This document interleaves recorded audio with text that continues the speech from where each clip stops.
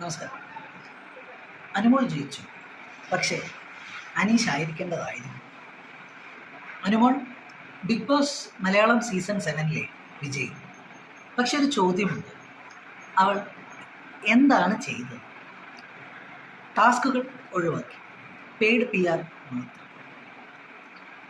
PR season 1 തൊട്ട് കാണുമായിരിക്കും, പക്ഷേ ഈ സീസണിലാണ് അത് ഇത്രയും വലിയ ചർച്ചാ വിഷയമായത്. കിച്ചൺ ടീമിൽ നിന്ന് വഴക്കുണ്ടാക്കി മാറി, വെസൽ ടീമിൽ നിന്ന് വഴക്കുണ്ടാക്കി മാറി. അങ്ങനെ ടാസ്ക് ഒന്നും അങ്ങനെ 100% ചെയ്തതായിട്ട് ഞാൻ ഓർക്കുന്നില്ല. അനീഷ് ഓരോ ടാസ്കിലും അനുമോളെക്കാട്ടിലും മുന്നിൽ നിന്നു, സത്യസന്ധതയും ആത്മാർത്ഥതയും കാണിച്ചു.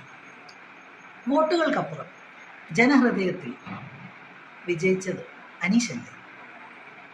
സത്യം പറഞ്ഞാൽ നമ്മൾ ആരെയാണ് വിജയിയായി കാണുന്നത്? PR അല്ലേ? PR-നെയോ അല്ലെങ്കിൽ കുറച്ചുകൂടെ പക്വതയുള്ള ഒരു കളിക്കാരനെയോ? നിങ്ങളുടെ അഭിപ്രായം കമൻറ്റിൽ പറയും. Thank you.